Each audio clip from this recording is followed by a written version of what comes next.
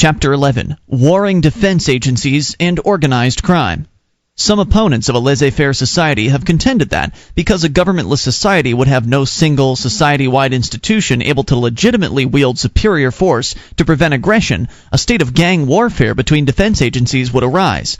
Then, as they argue, brute force rather than justice would prevail, and society would collapse in internecine conflict. This contention assumes that private defense service entrepreneurs would find it to their advantage, at least in some circumstances, to use coercive rather than market means to achieve their ends.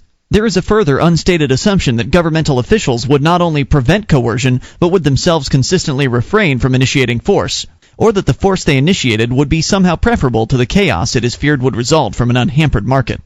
The second of these assumptions is obviously groundless, since, as was shown in Chapter 4, government is a coercive monopoly which must initiate force in order to survive, and which cannot be kept limited. But what of the first assumption? Would a free market system of value protection lead to gang warfare between the competing defense companies? The gang warfare objection has been raised in regard to theories advocating a system of competing governments. When applied to any type of governments, the objection is a valid one. A government, being a coercive monopoly, is always in the position of initiating force, simply by the fact of its existence. So it is not surprising that conflicts between governments frequently take the form of war. Since a government is a coercive monopoly, the notion of more than one government occupying the same area at the same time is ridiculous. But a laissez-faire society would involve not governments, but private businesses operating in a free market. All actions have specific consequences, and the nature of these consequences is determined by the nature of the action and by the context in which it takes place. What would be the consequences for a free market defense company which committed an act of aggression in a laissez-faire society? Suppose, for example, that the old reliable defense company, acting on behalf of a client who had been robbed of his wallet, sent its agents to break into and search every house in the client's neighborhood. Suppose further that the agents shot the first man who offered resistance, taking his resistance as proof of guilt. The most immediate consequence of the aggression is that the defense company either does or does not realize its objective, in this case the return of the wallet, together with damages, depending on the circumstances and the amount of counterforce it meets with. But this is only the first of several important consequences springing directly from the aggression. Not only has Old Reliable's action put it in the precarious position of being a target of retaliatory force, it has also made the company the subject of severe business ostracism.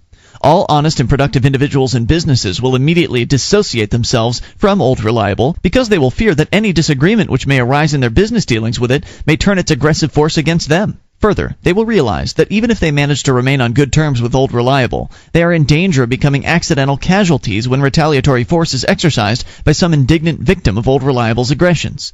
But there's an even stronger reason which will persuade Old Reliable's customers and business associates to quickly sever all relations with it. In a laissez-faire society, as has been pointed out, a good reputation is the most valuable asset any business or individual can have. In a free society, a man with a bad reputation would have a hard time getting customers, business associates, or credit and insurance at rates he could afford.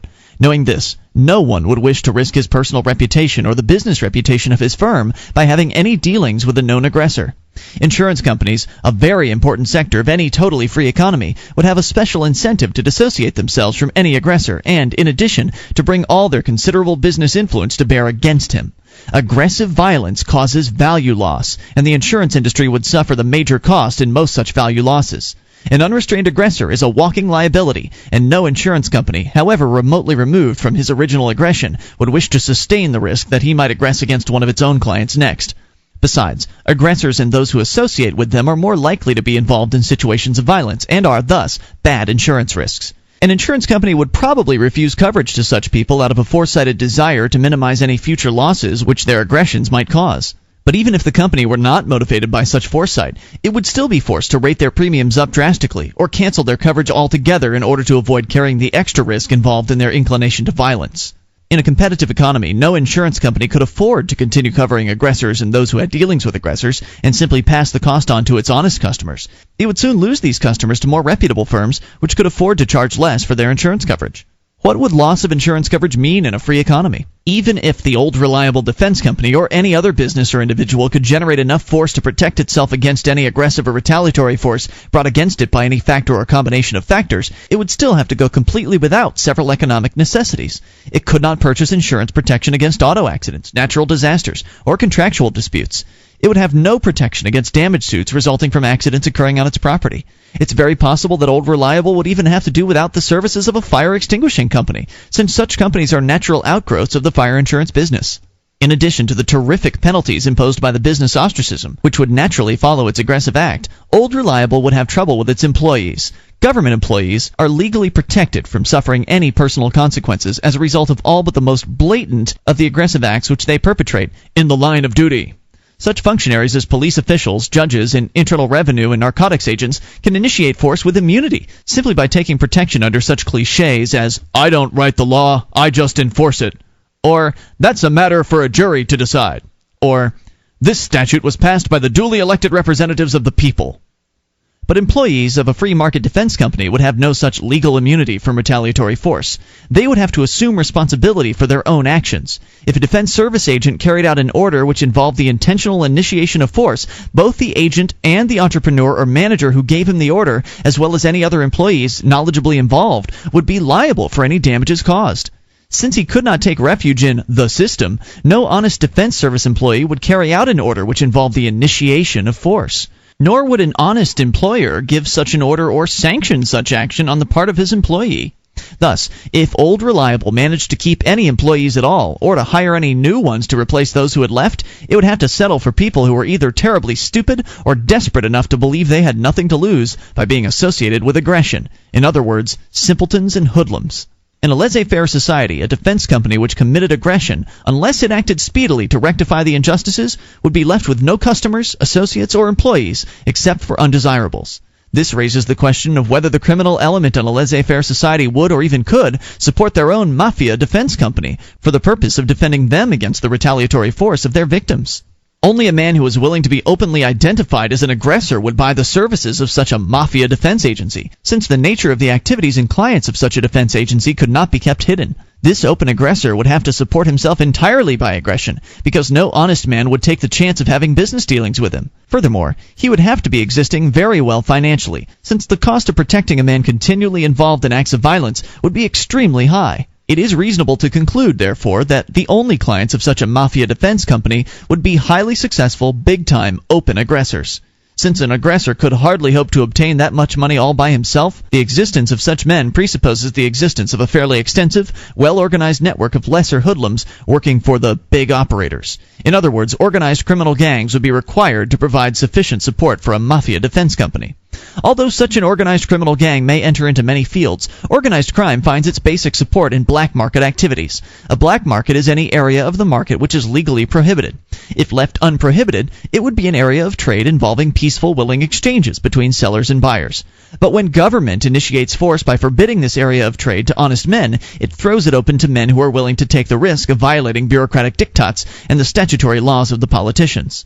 The violence and fraud associated with any black market do not spring from the nature of the good or service being sold. They're a direct result of the fact that entrepreneurs have been legally forbidden to deal in this area of the market, leaving it open to men who dare to ignore prohibitions and who are willing to resort to violence in order to do business without getting caught. Unless prohibited, every market activity is operated on the basis of willing exchange, without the initiation of force, because this is the only way a business can be operated successfully, as force is a non-productive expenditure of energy. An excellent example of a black market occurred during the Prohibition era of the 1920s. When government prohibited the manufacture and sale of liquor, an area of the market was arbitrarily closed to anyone who wished to remain law-abiding. Since there was still a market demand for liquor, hosts of criminals were attracted and created to fill the vacuum. Numerous gangs, including the mafia, were founded and or grew into organizations of immense power on the basis of the black market afforded by the Prohibition Amendment of the U.S. Constitution.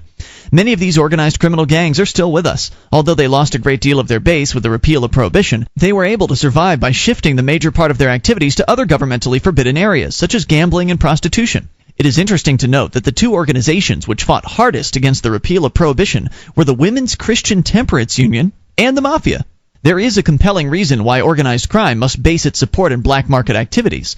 Wealth does not exist in nature but must be created. The only means of creating wealth is value production and free exchange, the manufacture and trade of some desired good or service.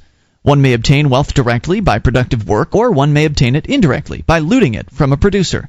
But the wealth must be created by production in the first place in order to exist at all. The looter is a parasite who will not create his own wealth and its consequent power, but is dependent on some producer to furnish it. This means that looting cannot be a profitable business in the long run, to the extent that producers are not disarmed by a false ideology, such as pacifism, or by being legally prohibited from acting in their own defense. Producers are the ones who hold the source of wealth and power, and in any long-range contest between looters and non-disarmed producers, the weight of wealth and power must be on the side of the producers. This is the reason that an organized hoodlum gang cannot support its large size and relatively complex structure by acts of aggression alone. The risk inevitably outweighs the profit, and this would be particularly true in a society where value protection was a service sold in a competitive free market. Such a gang can only support itself by obtaining its wealth directly, through production and trade in some black market. Thus, organized crime depends for its existence on black markets, which are the result of government prohibitions. Without government-caused black markets, criminals would have to operate singly or in small groups because they would have no area of production and trade to furnish support for large and complex organizations. So it is clear that the criminal element in a laissez-faire society couldn't possibly support a mafia defense company. It's also worth noting that much of the success of organized crime in our present society is due to the alliances which crime bosses are able to make with government officials on nearly all levels. From the $50 payoff to the local cop, clear up to the $10,000 contribution to the senator's campaign fund, organized crime regularly protects itself by buying off governmental opposition. In a laissez-faire society, aggressors would not only be scattered, weak, and unorganized, they would find it next to impossible to buy off free market protection in arbitration agencies. The customers of a defense company don't have to keep patronizing it if they find out that some of its employees have been accepting payoffs from aggressors. They are free to do what citizens can never do: find some other agency to protect them. A free market agency, unlike a government, couldn't afford to have underworld connections, even with the small and unimportant underworld of a free society. When the news media revealed its shady dealings, its customers would all desert it, and the aggressors wouldn't be able to keep it in business, for the simple reason that the criminal element in a laissez-faire society would be too small and weak to support a mafia defense company. But even though a mafia defense company could not exist in a free market society, wouldn't it be possible for some respectable defense agency to attain a position of monopoly and then begin exercising its powers in a tyrannical manner? Of course, there is some possibility that any social structure can be subverted. Anything which some men can build, other men can find a way to destroy. What obstacles would a would-be tyrant or group of tyrants have to overcome in order to gain control of a free society? First, the would-be tyrant would have to gain control of the defense company he intended to use, and it would have to be one which controlled a fairly strong army, or had the means to build one. Even if he inherited the business lock, stock, and bankroll, he would still not control it in the same way that a government controls its bureaucrats and armies, because he would have no way of guaranteeing his employees immunity from retaliation if they committed coercive acts for him.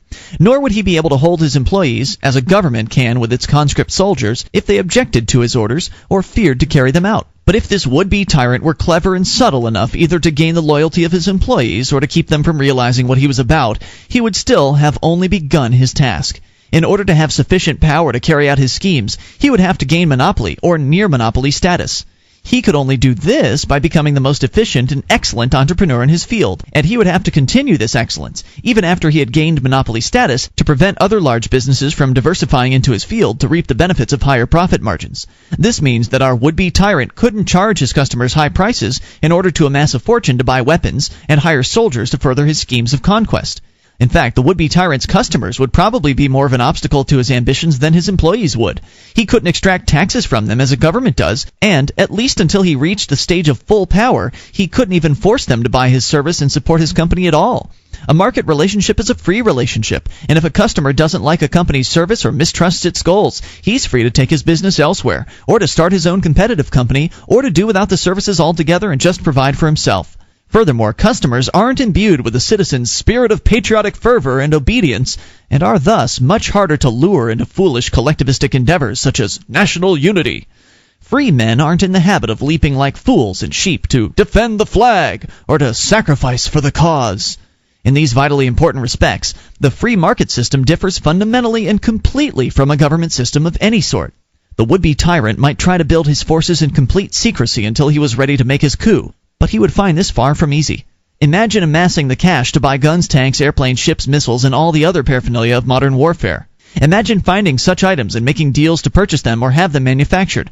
Imagine hiring and equipping a large force of soldiers and training them for months. Then imagine doing all this in complete secrecy while alert members of the news media were continually nosing around for a big story. If you can imagine such a thing, your ability at fantasizing is remarkable indeed. The fear of a tyrant is a very real one, and in the light of history it is well justified. But as can be seen from the foregoing examination, it applies to a governmentally run society rather than to a free society. The objection that a tyrant might take over is actually a devastating argument against government.